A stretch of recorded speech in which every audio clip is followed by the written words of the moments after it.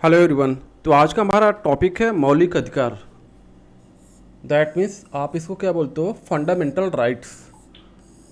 तो आज इसके बारे में लेक्चर कंप्लीट देखेंगे कि आपका ये किस संविधान से लिया गया आपका मौलिक अधिकार, ठीक है, कौन सी कंट्री से लिया गया है और इसका जो वर्णन है किस भाग में किया गया है, भाग 1 2 3 4 5 किस भाग में किया गया है, वो सारी चीज़ें देखेंगे।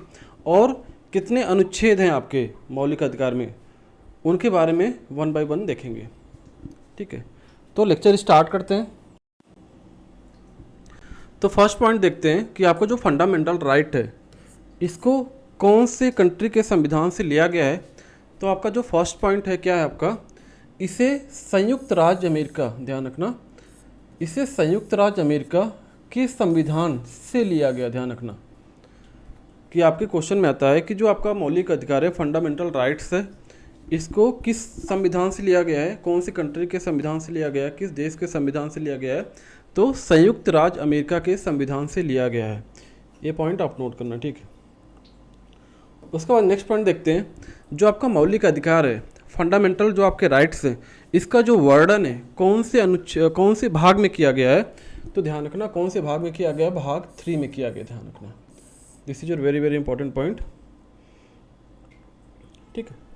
और कौन से अनुच्छेद में इसका वर्णन है, तो अनुच्छेद संख्या याद रखना, अनुच्छेद 12 से लेके 35 तक, आपके अनुच्छेद 12 से 35 तक कौन से फंडामेंटल राइट्स के बारे में इसमें हर एक अनुच्छेद में क्या क्या आ गया आपका फंडामेंटल राइट्स के बारे में इसका वर्णन किया गया है, ठीक, ध्यान रखना। तो 3 पॉइंट आपके इंपॉर्टेंट है। इसको किस कंट्री से लिया गया, आपका संयुक्त राज्य अमेरिका के संविधान से लिया गया है। सेकेंड पॉइंट, इसका जो वर्णन है कौन से भाग में किया गया है, भाग 3 में किया गया। और किस अनुच्छेद, उसकी रेंज पूछ लेगा, कहाँ से कहाँ तक आपके मौलिक अधिकार का वर्णन है। तो अनुच्छेद 12 से लेके अनुच्छेद 35 तक आपका मौलिक अधिकार के बारे में वर्णन है, ठीक है। हर एक अनुच्छेद में कुछ न कुछ पॉइंट आपका, कुछ न पॉइंट के बारे में एक्सप्लेन किया गया है कि अनुच्छेद 12 क्या कहता है, अनुच्छेद 13 क्या कहता है, अनुच्छेद 14 क्या कहता है, ठीक है। तो हर एक में कुछ न कुछ आपके मौलिक अधिकार के बारे में वर्णन किया गया है, ठीक है। नेक्स्ट पॉइंट क्या आपका, भारतीय संविधान का मैग्ना कार्टा कहा जाता है। ध्यान रखना, जो आपका भाग 3 है, ये जो भाग 3 आपका है, इसको क्या बोलते हैं, भारतीय संविधान का मैग्ना कार्टा कहा जाता है, ठीक है। ध्यान रखना, इसको क्या कहा जाता है, मैग्ना कार्टा कहा जाता है। तो भाग 3 को हम क्या बोलते हैं, मैग्ना कार्टा बोलता है। दैट मीन्स ये क्या है आपकी, एक ब्रिटेन से ली गई अवधारणा है। ध्यान रखना, ब्रिटेन से ली गई एक अवधारणा है, ये चीज़ ध्यान रखना। तो कौन से भाग को मैग्ना कार्टा कहा जाता है, तो ध्यान रखना भाग 3 को मैग्ना कार्टा कहा जाता है। तो आपके 4 पॉइंट है, वेरी वेरी इंपॉर्टेंट, ध्यान रखना। मैग्ना कार्टा भी याद रखना, ठीक है। ये क्या है, एक ब्रिटेन से ली गई अवधारणा है। नेक्स्ट पॉइंट देखते हैं कि आपके पास कितने फंडामेंटल राइट्स हैं, इसके बारे में बात कर लेते हैं कि नंबर ऑफ फंडामेंटल राइट्स कितने हैं, आपके मौलिक अधिकार कितने हैं। तो ध्यान रखना, वेरी वेरी इंपॉर्टेंट पॉइंट है कि जब आपका मूल संविधान आपका जब बना था, ठीक है, तो उस समय आपके पास कितने मौलिक अधिकार थे, कितने फंडामेंटल राइट्स थे, कितने आपके 7 क्या थे आपके फंडामेंटल राइट्स थे। ध्यान रखना, नंबर ऑफ फंडामेंटल राइट कितने थे उस समय, कितने थे आपके 7 थे। बट प्रेजेंट टाइम में कितने आपके केवल 6 है। ध्यान रखना, केवल कितने आपके 6 फंडामेंटल राइट्स हैं। तो ध्यान रखना कि आपके पास नंबर ऑफ फंडामेंटल राइट्स कितने हैं, आपके मौलिक अधिकार कितने हैं। तो 6 आपके क्या हैं, मौलिक अधिकार है, ये चीज़ ध्यान रखना, वेरी वेरी इंपॉर्टेंट है।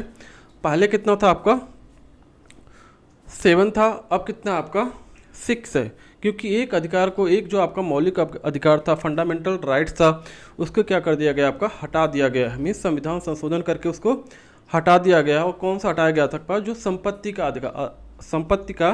अधिकार था, उसको क्या किया गया था, फंडामेंटल राइट से आपका हटा दिया गया था, मौलिक अधिकार से हटा दिया गया था। उसको क्या बना दिया गया था, कानूनी अधिकार बना दिया गया था। जो आपका संपत्ति का अधिकार है, उसको मौलिक अधिकार से हटाकर कानूनी अधिकार बना दिया गया था। तो पहले 7 थे, अब कितने आपके 6 हैं, ये चीज़ ध्यान रखना। तो total number of fundamental right कितने हैं, 6 है। पहले कितने थे आपके, पहले कितने थे आपके 7 थे, ध्यान रखना। तो प्रेजेंट टाइम में कितने हैं आपके 6 है, ये चीज़ ध्यान रखना। तो इस स्लाइड में कितने इंपॉर्टेंट पॉइंट है आपके। फर्स्ट क्या था, ये कौन सी कंट्री से लिया गया था मौलिक अधिकार फंडामेंटल राइट, तो संयुक्त राज्य अमेरिका, ध्यान रखना। इसका जो वर्णन है कौन से भाग में किया गया था, भाग 3 में किया गया था। और किस अनुच्छेद में इसका वर्णन किया गया था, अनुच्छेद 12 से लेकर 35 तक। किसके बारे में है, केवल फंडामेंटल राइट्स के बारे में। अब भाग 3 को क्या बोलते हैं, भारतीय संविधान का मैग्ना कार्टा कहा जाता है। ठीक है, मैग्ना कार्टा बोले तो क्या है, एक ब्रिटेन से ली गई अवधारणा है, ध्यान रखना। और जब आपके मूल संविधान बना था उस समय कितने मौलिक अधिकार थे आपके पास, फंडामेंटल कितने राइट्स थे आपके पास, 7 थे। और अब कितने आपके 6 थे। तो ध्यान रखना, वेरी वेरी इंपॉर्टेंट आपकी जो ये स्लाइड है, वेरी वेरी इंपॉर्टेंट है। सारे पॉइंट आपके इंपॉर्टेंट है। हर एक गवर्नमेंट एग्जाम में, जो भी आपका गवर्नमेंट एग्जाम होता है उसमें इससे रिलेटेड क्वेश्चन आपके मैक्सिमम दिख जाते हैं। ठीक है, आई थिंक यहाँ तक कॉन्सेप्ट आपका क्लियर हो गया। चलते हैं नेक्स्ट स्लाइड में।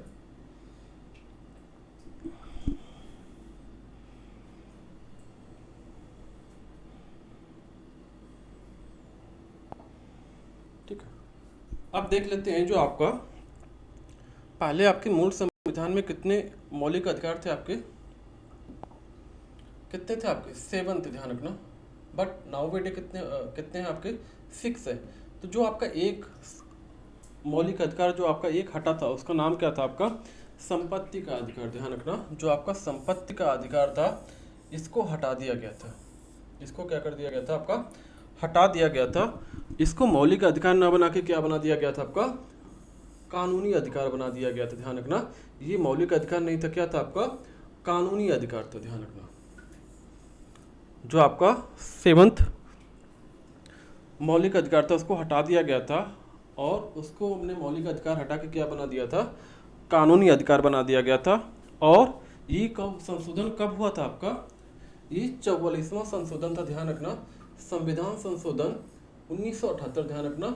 1978 में 44th संविधान संशोधन में संपत्ति के आधार को मौलिक अधिकार से हटाकर अनुच्छेद 300A के अंतर्गत कानूनी अधिकार बना दिया गया था, कानूनी अधिकार कर दिया गया था। मिस पूछ लेगा इससे कौन से अमेंडमेंट में इसको किया गया था, तो ध्यान रखना 44th अमेंडमेंट था आपका, संविधान संशोधन था। और किस ईयर में किया गया था आपका, तो 1978 में किया गया था। ठीक है, और किस अनुच्छेद के तहत किया गया था आपका, तो अनुच्छेद 300A के अंतर्गत क्या किया गया था, जो आपका संपत्ति का अधिकार था मौलिक अधिकार से हटा के कानूनी अधिकार बना दिया गया था। तो ये पॉइंट आप याद रखना। ठीक, समझ में आया। तो आई थिंक यहाँ तक आपका कॉन्सेप्ट क्लियर हो गया होगा कि जो आपका संपत्ति का अधिकार है वो मौलिक अधिकार नहीं आपका है, उस पर फंडामेंटल राइट्स नहीं आपके। ठीक है, उसको कानूनी अधिकार बना दिया गया था। ठीक, ये चीज़ आप याद रखना। तो आपका क्या है, आपका संपत्ति का अधिकार क्या है आपका, कानूनी अधिकार, ध्यान रखना। एग्जाम में आ जाएगा आपका संपत्ति का अधिकार, ऑप्शन दे देगा आपका कानूनी अधिकार, मौलिक अधिकार, बोथ, नन ऑफ दिस। तो कौन सा करेक्ट होगा आपका, कानूनी अधिकार क्या होगा आपका, करेक्ट होगा। ये चीज ध्यान रखना। नेक्स्ट स्लाइड पे चलते हैं। अब देखते हैं आपके पास जो फंडामेंटल राइट्स है कितने आपके, 6 हैं। पहले कितने थे आपके, 7 थे, अब कितने आपके 6 हैं। अब वो 6 के नेम क्या क्या है और उसको कैसे आप याद रखोगे, वो सारे पॉइंट्स को इस स्लाइड में डिस्कस करते हैं।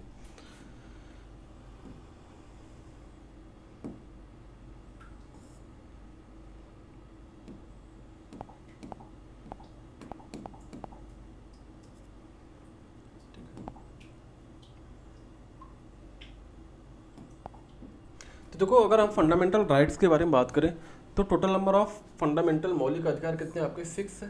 पहले कितने थे आपके, 7 थे। नाउ वी डे अब कितने हैं आपके, 6 हैं, ध्यान रखना। ठीक है, तो फंडामेंटल राइट्स कितने आपके, 6 है। पहले कितने थे आपके, 7 थे। एक हटाया, कौन सा गया था आपका, कौन सा हटाया गया था आपका, संपत्ति का अधिकार को हटा दिया गया था, ध्यान रखना। अब देखते हैं फर्स्ट जो आपके मौलिक अधिकार थे, फंडामेंटल राइट है, उनके नेम क्या क्या हैं आपके। फर्स्ट देखिए बात करें तो फर्स्ट क्या आपका, इक्वलिटी, ध्यान रखना। फर्स्ट क्या आपका, इक्वलिटी, ध्यान रखना। मीन्स उसको बोलोगे क्या आपका, समानता या समता का अधिकार, ध्यान रखना। और इसका जो वर्णन है कौन से अनुच्छेद में किया गया, अनुच्छेद 16 से लेके 18 तक इसका क्या है आपका वर्णन है। तो फर्स्ट आपका क्या इक्वलिटी है, मीन्स समानता का या समता का अधिकार, ध्यान रखना। और इसका वर्णन है कौन से अनुच्छेद में किया गया आपका, अनुच्छेद 16 से लेके 18 तक क्या किया गया है, इसका वर्णन किया गया है, ये चीज ध्यान रखना। ठीक है, नेक्स्ट देखते हैं आपका क्या है, नेक्स्ट क्या आपका फ्रीडम। फ्रीडम नेक्स्ट जो आपका मौलिक अधिकार है क्या आपका फ्रीडम है। ठीक है, मीन्स यहाँ पे क्या होगा आपका स्वतंत्रता का अधिकार होगा। और इसका जो वर्णन है किसमें किया गया आपका, इसका जो वर्णन है कौन से अनुच्छेद में किया गया आपका, अनुच्छेद 19 से लेके 22 तक इसका क्या किया गया आपका वर्णन किया गया, ध्यान रखना। ठीक है, नेक्स्ट क्या आपका एक्सप्लोटेशन, ध्यान रखना। Third, this is your third fundamental rights. इसमें क्या किया गया है आपका, मीन्स शोषण के विरुद्ध अधिकार, ध्यान रखना। इसको किस अनुच्छेद में इसका वर्णन किया गया है, अनुच्छेद 23 और 24 में इसका वर्णन किया गया है कि शोषण के विरुद्ध जो भी अधिकार है आपके पास, अनुच्छेद 23 और 24 में इसका क्या किया गया आपका वर्णन किया गया।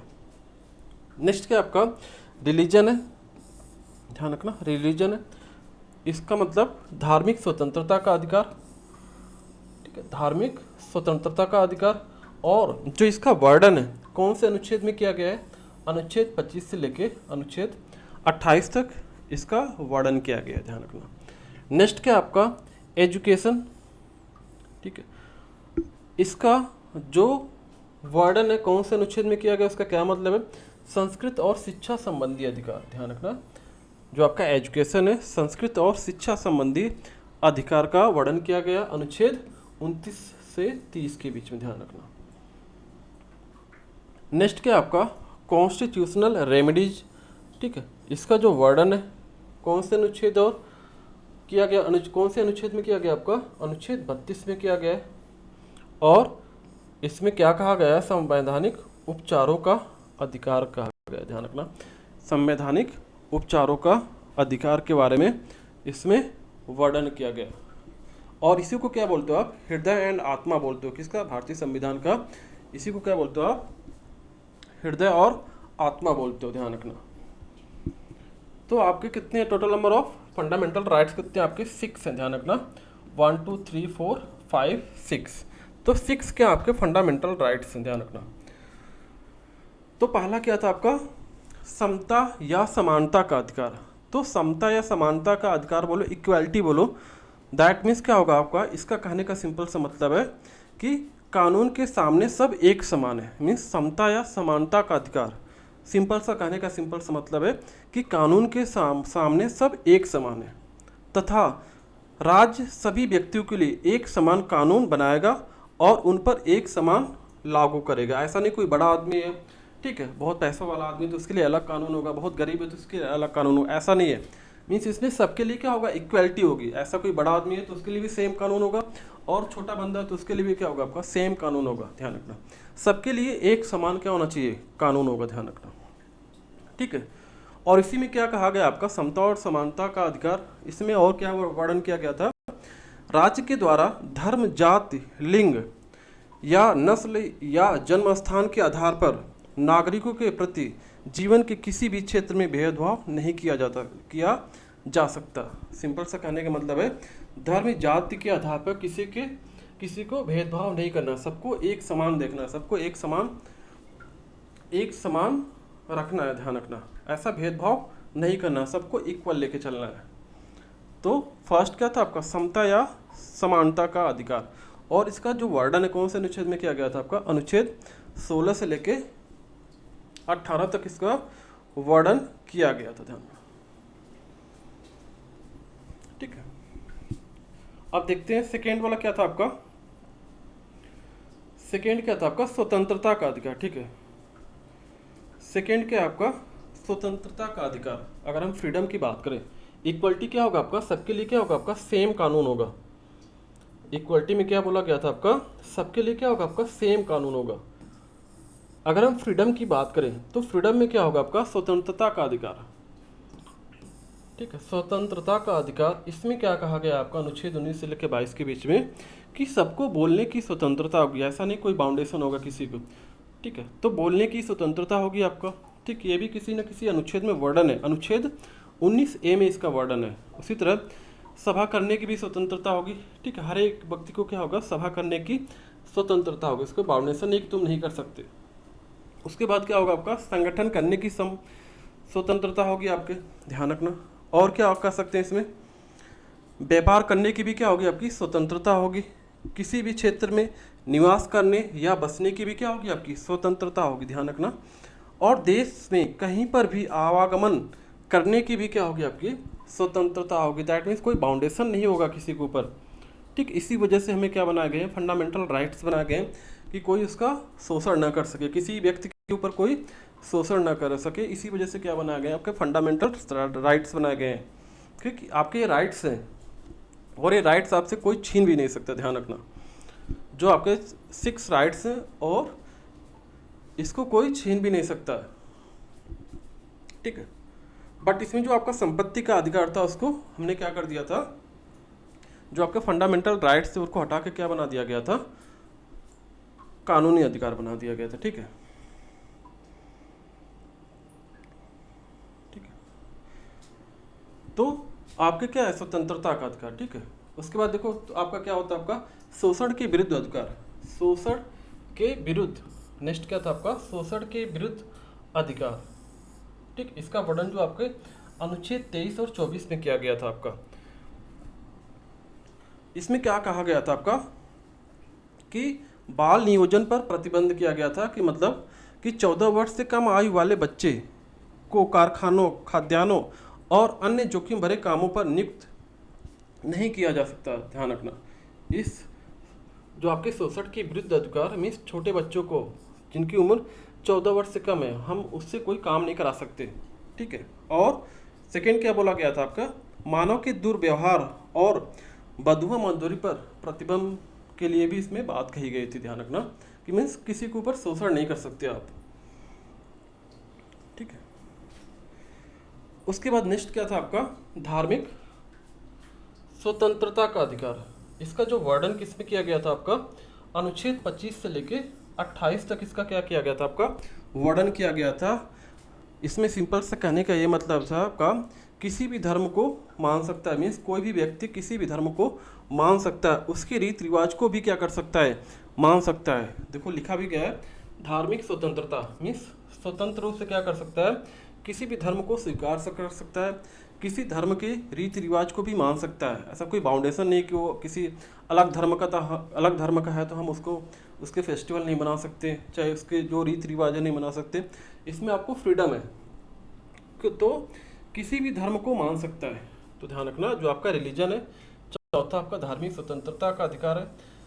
तो जो आपके अनुच्छेद 25 से 28 के बीच में इसमें क्या क्या वर्णन किया गया था आपका, कि किसी भी धर्म को मान सकता है, मीन्स कोई व्यक्ति किसी भी धर्म को मान सकता है, उनके जो उसके रीति रिवाज हैं उसको भी क्या कर सकता है, मान सकता है, और धर्म का प्रचार प्रसार भी कर सकता है। ठीक है, ध्यान रखना, ऐसा कोई बाउंडेशन नहीं है कि दूसरे का धर्म तो हम उसका प्रचार प्रसार नहीं कर सकते हैं, अगर अच्छा है तो हम कर सकते हैं, ध्यान रखना। ठीक है, तो ये क्या था आपका धार्मिक स्वतंत्रता का अधिकार। ठीक है, उसके बाद क्या था आपका, नेक्स्ट क्या था आपका, नेक्स्ट क्या है आपका,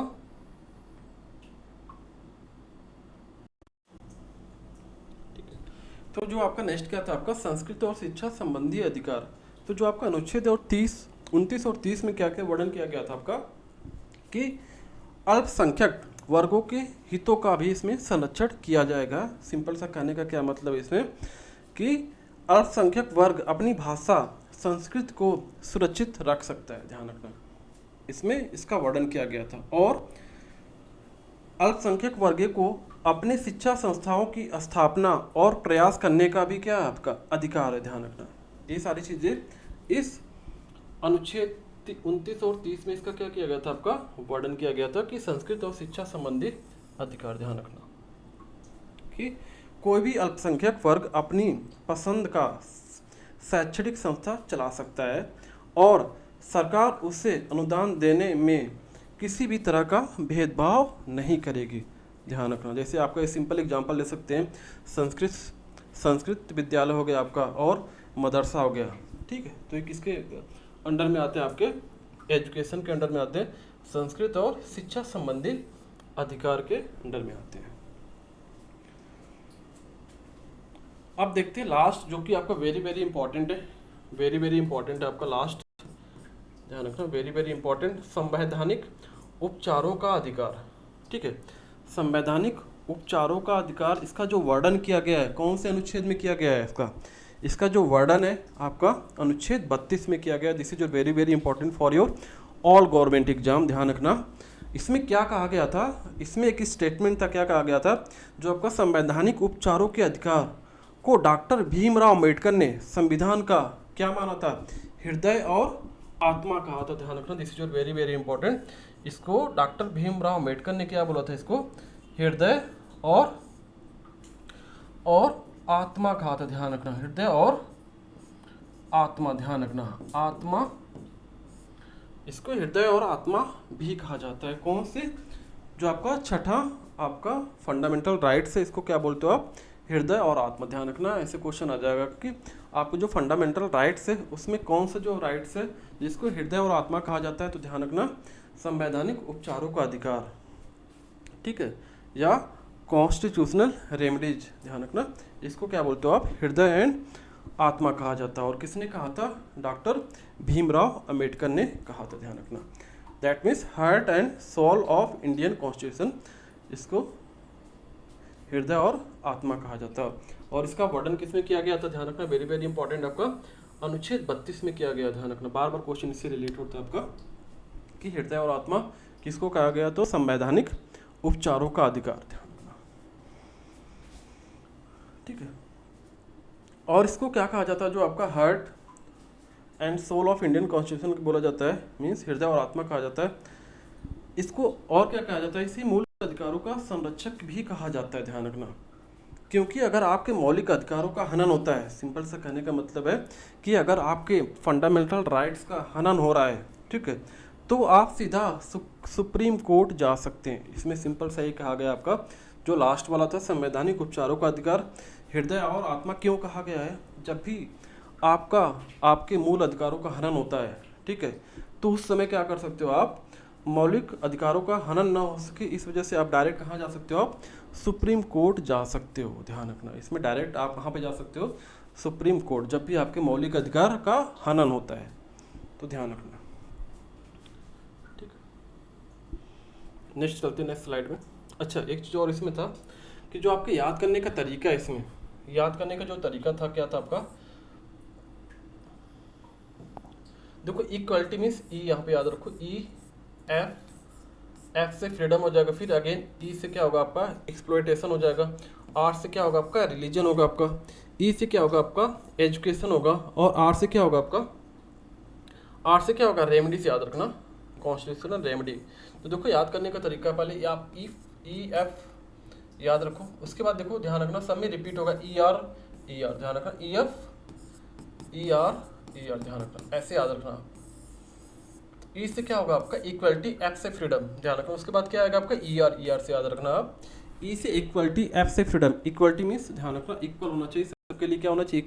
इक्वल कानून होना चाहिए, सेम कानून होना चाहिए। ध्यान रखना, इक्वलिटी, फ्रीडम होना चाहिए। एफ से क्या हो जाएगा? फ्रीडम हो जाएगा। ई से क्या होगा आपका? इक्वल हो जाएगा, ठीक है। ई से क्या होगा आपका? एक्सप्लोटेशन हो जाएगा आपका। आर से क्या होगा आपका? रिलीजन हो जाएगा।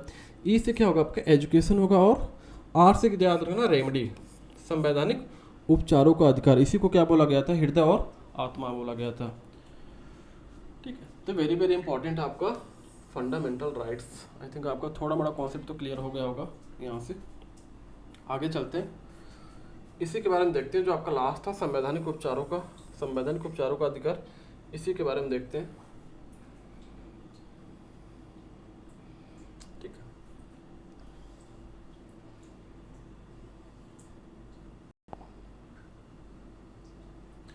एक चीज और देख लेते हैं, जो आपका अनुच्छेद 21A में क्या कहा गया था। कभी कभी यहाँ से भी क्वेश्चन आ जाता है आपका, अनुच्छेद 21A में क्या कहा गया था आपका। तो जो आपका अनुच्छेद 21A है, क्या है एक्चुअली, ये बेसिकली शिक्षा का अधिकार है, ध्यान रखना, ये क्या आपका शिक्षा का अधिकार है। इसमें क्या कहा गया था आपका, जो आपका 86वां संविधान संशोधन था 2002 में, एक क्या हुआ था आपका संशोधन हुआ था, ठीक है, शिक्षा के अधिकार में के अंतर्गत। इसमें क्या क्या गया था, 6 से 14 वर्ष की आयु, 6 से 14 वर्ष की आयु की समस्त बच्चों के लिए शिक्षा क्या करानी है आपकी, निःशुल्क और अनिवार्य करने का प्रावधान जोड़ा गया था। मीन्स जो आपका 86वां संशोधन था 2002 के अंतर्गत, इसमें सिंपल ये कहा गया था जो 6 से लेकर 14 वर्ष तक के जो बच्चे हैं उनकी जो शिक्षा होगी क्या होनी चाहिए आपकी, निःशुल्क होनी चाहिए और अनिवार्य होनी चाहिए कि सबको शिक्षा मिले। मीन्स सबका साथ सबका विकास, मीन्स सारे बच्चों को क्या होनी चाहिए आपके, निःशुल्क शिक्षा होनी चाहिए और अनिवार्य होनी चाहिए। मीन्स कोई भी बच्चा शिक्षा से वंचित न रह पाए, जिससे क्या होगा आपका, अगर हर एक बच्चे को शिक्षा मिलेगी तो बच्चों का क्या होगा आपका, बच्चों का सर्वांगीण विकास होगा, ऑल राउंड डेवलपमेंट होगा बच्चों का, बच्चा हर एक तरफ से डेवलप करेगा, ठीक है। बच्चों का क्या होना चाहिए, सर्वांगीण विकास करने के लिए क्या किया गया था, एक संशोधन किया गया था। उसमें बोला गया था जो 6 से 14 वर्ष की आयु तक सारे बच्चों के लिए क्या होनी चाहिए, शिक्षा निःशुल्क होनी चाहिए और अनिवार्य होनी चाहिए, कंपल्सरी होनी चाहिए कि हर एक बच्चा क्या बने, एजुकेटेड बने। मीन्स हर एक बच्चा को एजुकेशन मिलनी चाहिए एनी हाउ, ठीक है। तो ये कौन सा संशोधन था आपका, 86वां संशोधन था, और कब किया गया था आपका, 2002 में किया गया था।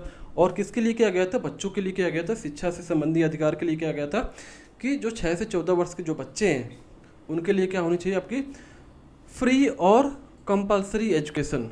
मीन्स जो आपका एजुकेशन होगा फ्री होगा और कंपलसरी होगा, ध्यान रखना, जिससे हर एक बच्चे का क्या होना चाहिए, सर्वांगीण विकास होना चाहिए।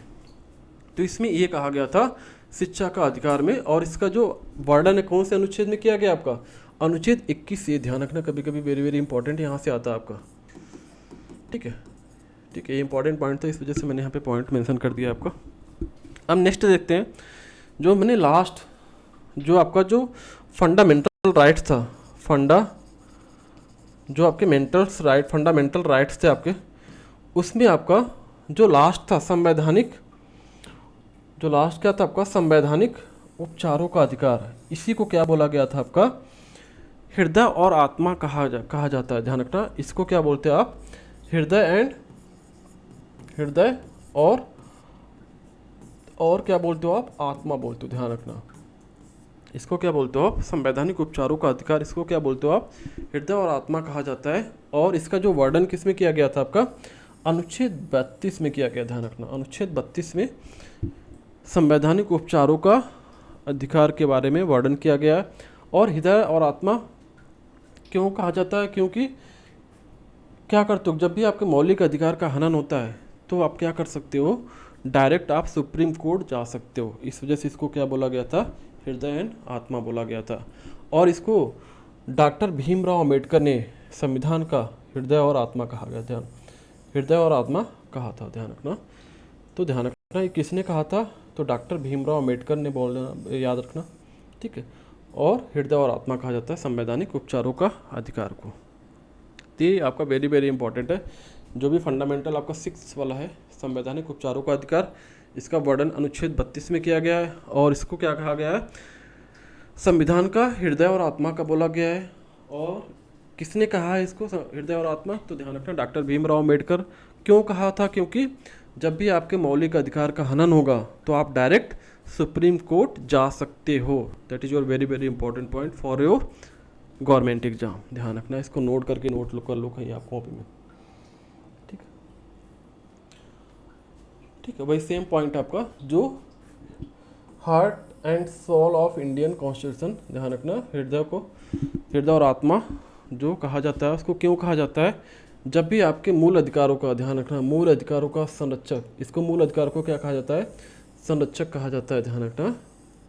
क्यों कहा जाता है, क्योंकि अगर आपके मौलिक अधिकारों का हनन होता है, ध्यान रखना, जब भी आपका हनन होगा तो आप सीधा सुप्रीम कोर्ट जा सकते हैं। इसी वजह से इसको मौलिक अधिकार का संरक्षक भी कहा जाता है। तो कभी कभी एग्जाम में आ जाएगा कि आपके जो 6 फंडामेंटल राइट्स हैं उसमें से कौन सा आपका जो मौलिक अधिकार है जिसको संविधान का मूल अधिकारों का संरक्षक कहा जाता है, तो ध्यान रखना किसको कहा जाता है? संवैधानिक उपचारों का अधिकार, कॉन्स्टिट्यूशनल रेमेडीज। ध्यान रखना, याद करने का तरीका क्या था आपका? E F E R E R. ध्यान रखना तरीका shortcut E F E R. ध्यान रखना ई एफ एक बार आएगा, फिर उसके बाद ई आर आएगा। ध्यान रखना E means equality, F means freedom. ध्यान रखना, ठीक है, इस तरह से आप याद रखना, ठीक है। अब देखो ये क्या होता है, इसमें एक चीज़ और होता है आपका, जो सुप्रीम कोर्ट है, ध्यान रखना, व्यक्ति के मूल अधिकारों को सुरक्षित रखने के लिए, जो आपका सुप्रीम कोर्ट है, व्यक्ति के जो आपके मूल अधिकार होते हैं उनको सुरक्षित रखने के लिए क्या करता है? रिट जारी करता है। ध्यान रखना, क्या जारी करता है? रिट जारी करता है। तो जो आपके सुप्रीम कोर्ट है, ध्यान रखना, व्यक्ति के मूल अधिकारों को सुरक्षित रखने के लिए क्या करता है? रिट जारी करता है, ठीक है, आपका रिट जारी करता है। ध्यान रखना, और ये कितने टाइप के रिट होते हैं आपके? 5 टाइप के रिट जारी कर सकता है। तो फर्स्ट क्या था आपका? ये सारे पॉइंट हम कल के लेक्चर में डिस्कस करेंगे 1 बाय 1। जो फर्स्ट पॉइंट था क्या था आपका? बंदी प्रत्यक्षीकरण। ध्यान रखना, बंदी प्रत्यक्षीकरण, ध्यान रखना, ठीक है। अगर इसको इंग्लिश में बात करें तो क्या बोलते हो आप? Habeas corpus. ध्यान रखना, ठीक है। तो फर्स्ट जो आपका रिट जारी करता है सुप्रीम कोर्ट, क्या होता है आपका? बंदी प्रत्यक्षीकरण, हैबियस कॉर्पस। ध्यान रखना। अगर हम सेकंड की बात करें, जो सेकंड आपका होता है, सेकंड क्या होता है आपका? परमादेश। ध्यान रखना, परमादेश। ध्यान रखना, परमादेश होता है, ठीक है। परमादेश अगर इंग्लिश में बात करें तो उसको क्या बोलते हो आप? मैंडामस। ध्यान रखना, मैंडामस, ठीक है। फर्स्ट क्या था आपका? बंदी प्रत्यक्षीकरण, मीन्स आपको शरीर प्रस्तुत करना पड़ेगा। ये सारे पॉइंट को कल वाले लेक्चर में डिस्कस करूँगा, बस पॉइंट आज बता दे रहा हूँ कौन कौन से आपके टाइप्स। उसके बाद नेक्स्ट क्या होता है आपका? अधिकार परीक्षा। ध्यान रखना, अधिकार परीक्षा,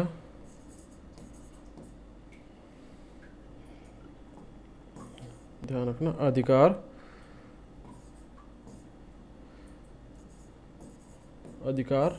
परीक्षा। अगर हम इंग्लिश में बात करें तो क्यू वारंटो, ठीक है। थर्ड क्या था आपका? जो रिट होता कौन सा होता है आपका? अधिकार परीक्षा। फोर्थ क्या होता है आपका? प्रतिषेध। फोर्थ क्या होता है आपका? प्रतिषेध, प्रतिषेध। ध्यान रखना, फोर्थ क्या होता है आपका? प्रतिषेध। अगर इंग्लिश में बात करें तो क्या होता है आपका? प्रोहिबिशन। ध्यान रखना,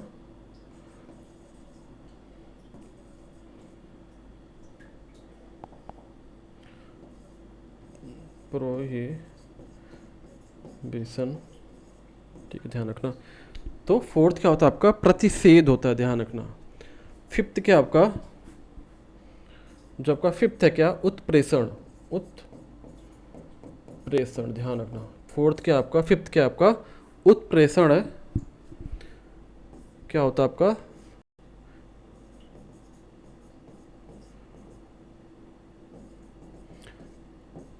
सैटी और ध्यान रखना, उत्प्रेषण।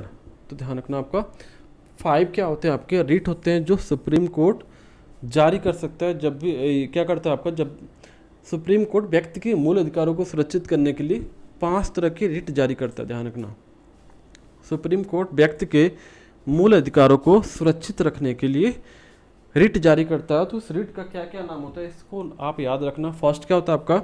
बंदी प्रत्यक्षीकरण। फर्स्ट क्या आपका? बंदी प्रत्यक्षीकरण, ठीक है। हैबियस कॉर्पस, ध्यान रखना, याद रखना। परमादेश जारी कर सकता है, ध्यान रखना। ये क्या होते हैं आपके? रिट होते हैं, ध्यान रखना। उसके बाद अधिकार परीक्षा, प्रतिषेध और उत्प्रेषण, ये 5 टाइप के रिट आप याद रखना, ठीक है। एग्जाम में पूछ लेता है कि क्या है आपके रिट है। तो सुप्रीम कोर्ट व्यक्ति के मूल अधिकारों को सुरक्षित करने के लिए रिट जारी करता है, ध्यान रखना। अब इस रिट के बारे में हम जो नेक्स्ट लेक्चर में होगा वो डिटेल में जानेंगे। सुप्रीम कोर्ट रिट क्यों जारी करता है, उसके पीछे रीजन क्या है, ठीक है। तो वेरी वेरी इंपॉर्टेंट है, इसमें भी करीब 1 घंटा लगेगा आपका। तो हर एक रिट के बारे में हम डिटेल में जानेंगे नेक्स्ट लेक्चर में, ठीक है। तो एक बार देख लेते हैं क्या क्या हमने बताया है, रिविजन कर लेते हैं क्लास में, ठीक है। देखो फर्स्ट पॉइंट क्या बताया था हमने, जो आपके फंडामेंटल राइट्स हैं, जो आपके फंडामेंटल मौलिक अधिकार हैं, तो इसको किस किस कंट्री से लिया गया, किस कंट्री के संविधान से लिया गया फंडामेंटल राइट्स, तो ध्यान रखना कौन सी कंट्री का नाम तो क्या था, संयुक्त राज्य अमेरिका के संविधान से लिया गया था, ध्यान रखना।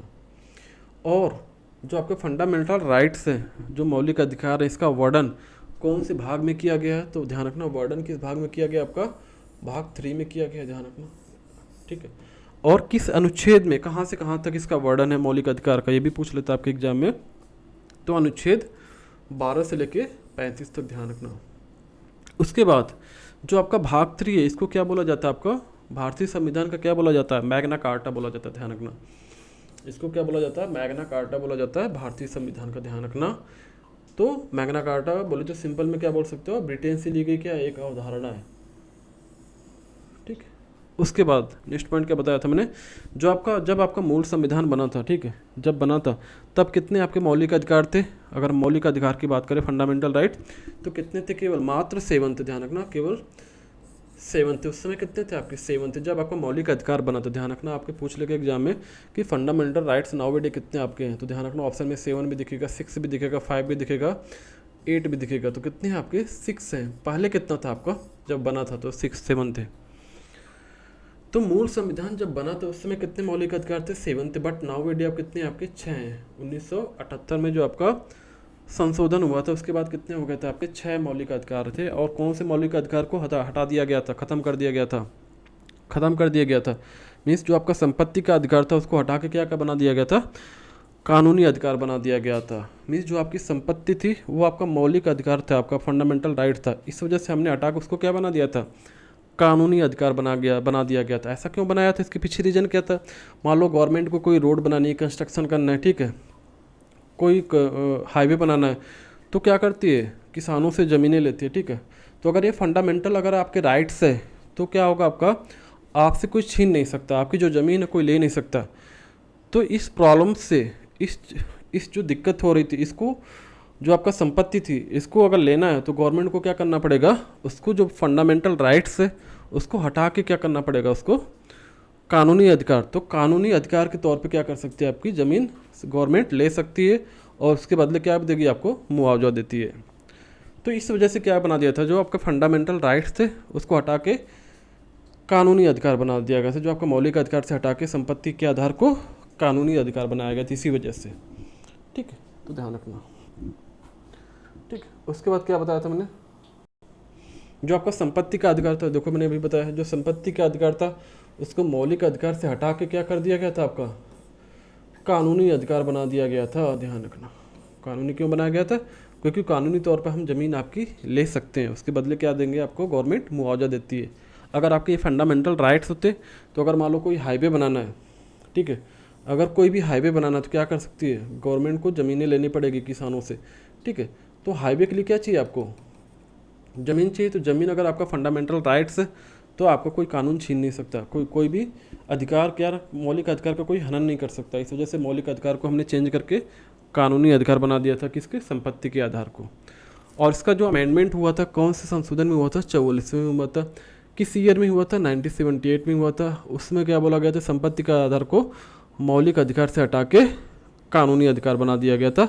और कौन से अनुच्छेद के तहत किया गया था, अनुच्छेद 300A के तहत किया गया था, ध्यान रखना। तो जो संपत्ति का अधिकार था आपका, ठीक है, जो आपका संपत्ति का अधिकार, जो मौलिक अधिकार था आपका, ये क्या था, आपका मौलिक अधिकार था जो, ठीक है, इसको क्या कर दिया था हमने, हटा दिया गया था और इसको बना क्या दिया गया था, आपका कानूनी अधिकार, कानूनी अधिकार बना दिया गया था, ध्यान रखना। This is very very important. और ये अमेंडमेंट भी पूछ लेता, कब हुआ था आपका, 1978 में हुआ था। और कौन सा अमेंडमेंट था आपका, कौन सा संविधान संशोधन था आपका, तो 44वां था, ध्यान रखना, ठीक है। और कौन से अनुच्छेद में, कौन से अनुच्छेद के तौर पे इसको बनाया गया था कानूनी अधिकार, तो अनुच्छेद 300A, ध्यान रखना, अनुच्छेद 300A के तहत, ध्यान रखना, अनुच्छेद 300A के तहत। और कौन सा संशोधन था आपका, 44वां, ध्यान रखना, 44वें संशोधन में, ये भी याद रखना आप, ठीक है। इसमें क्या किया था आपका, इसको कानूनी अधिकार बना दिया गया था, ध्यान रखना। ठीक है, उसके बाद क्या हमने पॉइंट डिस्कस किया था कि जो आपके फंडामेंटल राइट्स है कितने, आपके 6 है। तो 6 में हमने क्या बताया था आपको, आपके 6 फंडामेंटल राइट्स इनके बारे में बताया था कि फर्स्ट क्या था आपका इक्वालिटी था, सेकेंड क्या था आपका फ्रीडम था, थर्ड क्या था आपका एक्सप्लॉयटेशन था, फोर्थ क्या था आपका रिलीजन से रिलेटेड था, फिफ्थ क्या था आपका एजुकेशन था, और नेक्स्ट क्या था आपका कॉन्स्टिट्यूशनल रेमेडीज के बारे में बताया गया था आपका। दैट मीन्स अगर हिंदी में बात करें तो सिंपल सी बात करें तो इक्वालिटी मतलब समता या समानता का अधिकार बोला गया था इसको। ठीक है, इसका जो वर्णन किस भाग में किया, किस अनुच्छेद में किया गया था आपका, अनुच्छेद 16 से लेकर 18 तक के बीच में किया गया था। जो आपका फ्रीडम था दैट मीन्स स्वतंत्रता का अधिकार, अनुच्छेद 19 से 22 के बीच में इसका वर्णन किया गया था। उसके बाद क्या किया गया था आपका शोषण के विरुद्ध अधिकार, अनुच्छेद 23 से 24 में किया गया था। उसके बाद धार्मिक स्वतंत्रता का अधिकार, अनुच्छेद 25 से 28 में किया गया था। संस्कृत और शिक्षा संबंधी अधिकार, अनुच्छेद 29 से 30 के बीच में किया गया था। और last, this is very very important, इसके बारे में बताया हमने, संवैधानिक उपचारों का अधिकार, इसका वर्णन अनुच्छेद 32 में किया गया था। इसी को क्या बोला गया था आपका, इसी को क्या बोला गया था, ये क्या आपका हृदय और आत्मा कहा गया था इसको, और इसको किसने कहा था, डॉक्टर भीमराव अम्बेडकर ने बोला था, ध्यान रखना। तो संवैधानिक उपचारों को क्या बोलते हो आप, हृदय और आत्मा बोलते हो। इस क्यों बोलते हो, क्योंकि जब भी आपके मौलिक अधिकार फंडामेंटल राइट्स का हनन होगा, ठीक है, जब भी आपके अधिकारों का हनन होगा तो आप डायरेक्ट सुप्रीम कोर्ट जा सकते हो। तो ये आपका जो छठा मौलिक अधिकार है इसमें इसका वर्णन किया गया था। तो याद रखना ये सारी पॉइंट्स, ठीक है। अनुच्छेद 21 में क्या कहा गया था आपका, शिक्षा के संबंधी अधिकार के बारे में बताया गया था कि जो आपके 6 से 14 साल के बच्चे हैं उनको क्या करना है, आपको फ्री एंड कंपलसरी एजुकेशन देना है, जिससे बच्चे का क्या होना चाहिए, सर्वांगीण विकास होगा।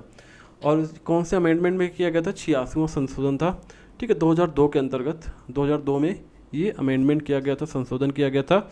और इसका वर्णन कौन से आर्टिकल में किया गया था, अनुच्छेद 21A में किया गया था, ध्यान रखना। ठीक है, शिक्षा संबंधी अधिकार, शिक्षा का अधिकार मीन्स हर एक बच्चे को क्या मिलनी चाहिए, फ्री और कंपलसरी एजुकेशन होनी चाहिए for all round development. Means बच्चे का अगर सर्वांगीण विकास करना है तो क्या करना पड़ेगा आपको, 6 से 14 वर्ष के बच्चों के लिए शिक्षा अनिवार्य करनी पड़ेगी और फ्री करनी पड़ेगी। उसके बाद जो मैंने लास्ट पॉइंट बताया था जो आपका फंडामेंटल राइट्स के बारे में, कि संवैधानिक उपचारों का अधिकार जो आपका छठा मौलिक अधिकार था, उसके बारे में डॉक्टर भीमराव अम्बेडकर ने क्या बोला था, इसको हृदय और आत्मा बोला था। क्यों बोला था, क्योंकि अगर कोई भी मौलिक अधिकार का हनन हो रहा है तो आप डायरेक्ट सुप्रीम कोर्ट जा सकते हो। ठीक है, ध्यान रखना, तो ये पॉइंट याद रखना। ठीक है, ये बता रखा मैंने ऑलरेडी। और सुप्रीम कोर्ट व्यक्ति के मूल अधिकारों को सुरक्षित करने के लिए क्या करता है, क्या करती है, आपके रिट जारी करती है। और ये कितने टाइप के रिट है आपकी, 5 टाइप के हैं। तो पांचों में से फर्स्ट क्या था, बंदी प्रत्यक्षीकरण, परमादेश, अधिकार पृच्छा और प्रतिषेध उत्प्रेषण। तो ये 5 टाइप की रिट है जो व्यक्ति के मूल अधिकारों को क्या करती है, सुरक्षित रखती है।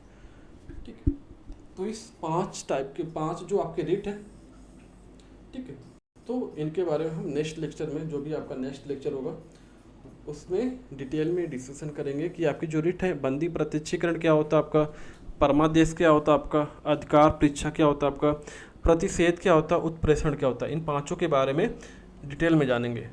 तो आज के लिए इतना ही। That's all for today lecture. Thank you so much.